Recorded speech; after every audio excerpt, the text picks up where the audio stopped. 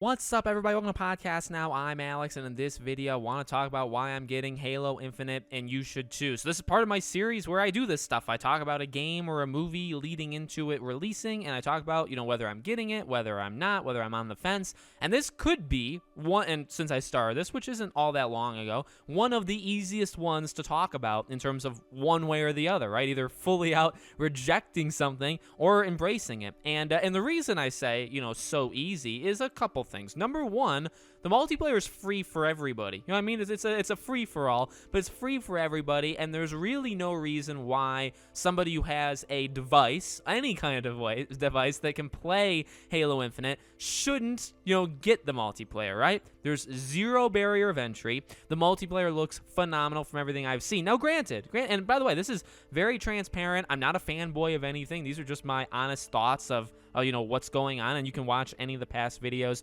for more evidence of that. I wasn't even able to play the beta or alpha. I didn't touch any of it, and I watched Mr. Fruit, if you guys know who he is. I watched him play Halo Infinite, and it looks phenomenal. It looks real. Like, the multiplayer looks so fun. I've been addicted to Splitgate, kind of on and off over the past 2 or so months. I got really good, and then I stopped for a while, and I got bad again, but I was at one point really good. But that game got me hyped, and Halo Infinite just looks phenomenal in terms of the multiplayer. So again, you don't even need Game Pass. There's no reason to not try it out, and it looks, now it's a first-person shooter, and that may not be your cup of tea, but everything that I've seen in terms of, and I've been a Halo fan for a while, not a diehard, but I've been a Halo fan, since it's since when it started, and I'm into it. So I'm definitely looking forward to the multiplayer, and truly, guys, what I hope to get from the multiplayer is just something to play consistently. I've talked about this in past videos,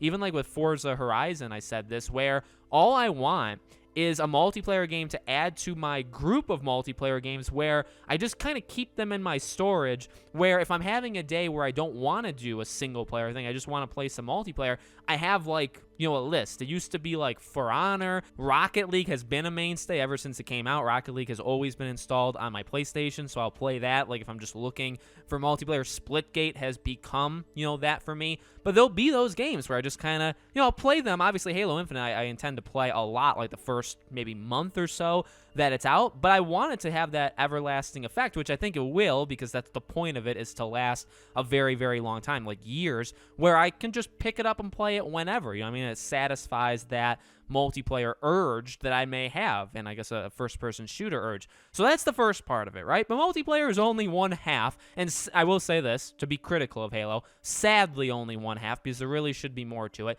of the equation, because there's also the single player. Now, the thing is this, right?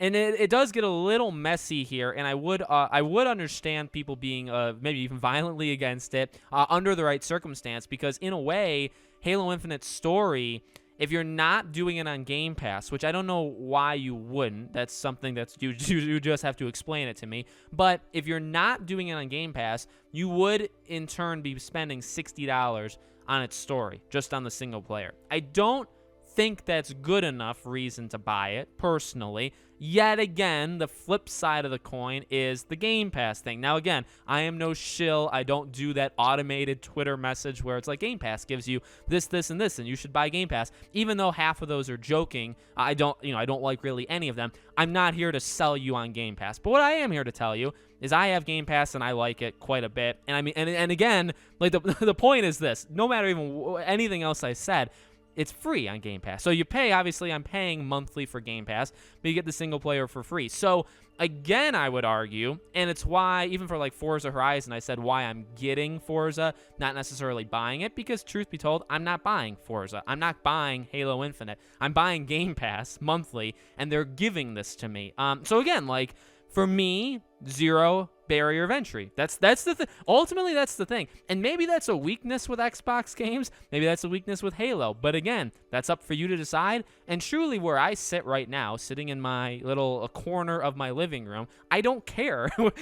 For me, I don't care how I'm getting these games. It's that I'm getting them, and I guess for this example, I'm getting it in a way for free. I guess technically $15, but I'm getting it for free. And again, I think for me, it's worth it. Now, the single player looks good. It does not look amazing. It looks like probably still one of the weaker halves of Halo stories in general. Now, that's just like literally base knowledge. That's just initial thoughts on seeing what we've seen from Halo. I don't hate it. Now, again, like when they first showed it, visuals were not, obviously nearly good enough. There's still people arguing about the visuals of it now. I don't care. I don't really like to get into that kind of stuff anyway, because it just makes everybody upset. But again, I would just sit on, it doesn't look like the most amazing thing in the world. It doesn't. To me, it does not look like the most amazing thing in the world, but it doesn't look bad. It doesn't. And it looks like it's doing Halo in a new way, right? Obviously incorporating more of an open world feel to what you have normally,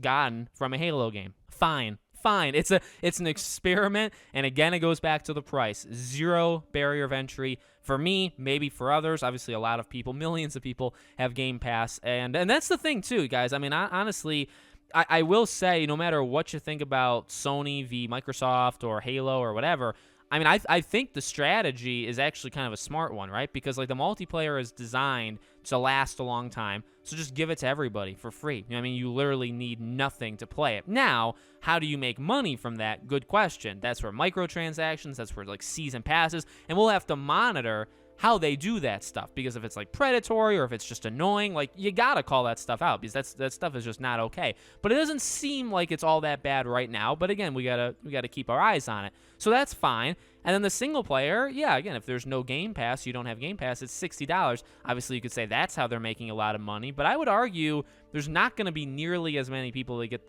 there will be millions, but there will not be as many millions that get the campaign versus getting the multiplayer. I just do not think that's going to happen, considering the free-to-play nature of the multiplayer and no Game Pass involved, no nothing. I really just think the multiplayer is going to take off. And again, that's probably the idea. that's probably what they want. I guess in that way, the only negative thing I would have to say is I just hope the single player isn't an afterthought, because again, even for me, I'm not like a diehard. I don't care too much about the lore. I'm not into much. I don't like even remember too much about the lore, but I know a lot of people are. And if that's an afterthought because you're just trying to make a really, and granted, maybe a really good multiplayer, but if the single player is like not even a thing, or maybe you're working on Forge, right? So maybe that's taking a lot of your time. And single player is like the last, thing you do, last thing you think about, the least good, or the lowest quality of all of those things. That could very well be a negative. And that's the thing you're asking people to pay for. That's the bit, that's the most important thing to remember is it's okay. What I just said is honestly fine. I mean, there's nothing necessarily bad about maybe the single player being the weakest if everything else is the focus and is really good and is the main draw of the game, whatever. But the single player is what you're asking people to pay for. So you need to have, quality there. So again, it depends on how you're paying, but you are in a way paying for it, I guess, no matter what, right?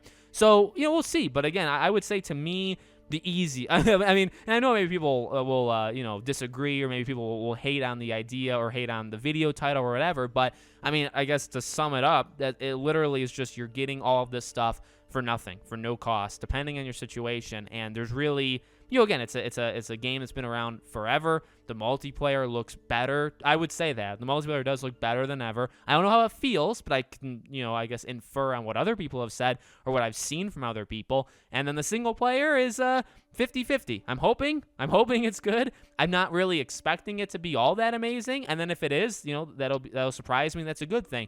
And then if it sucks, again, there will be, I guess, narratives that you can draw from that, because there is problems with the single player sucking, but it is more than that, so you have to take that into consideration as well. So let me know what you guys think about all this in the comments below. Are you getting it, waiting on it, whatever? Let me know. Make sure, as always, you guys are subscribed to the channel. Hit the bell icon so you guys know when all these videos go up. If you guys want to follow me on Twitter or subscribe to my second channel or support us on Patreon or YouTube memberships, links for all of them are in the description below. Thank you for watching, guys, and I hope to see you all on the next video.